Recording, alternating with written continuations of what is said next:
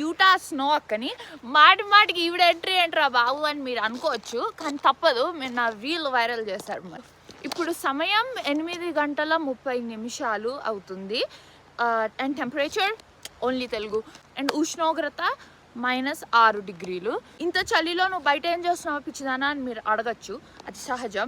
పైన మౌంటైన్స్లో నాకు ఈరోజు ఫోటోషూట్ ఉంది. ఇలా మోడలింగ్ చేస్తున్నామంటే ఇలా తీవ్ర వాతావరణంలో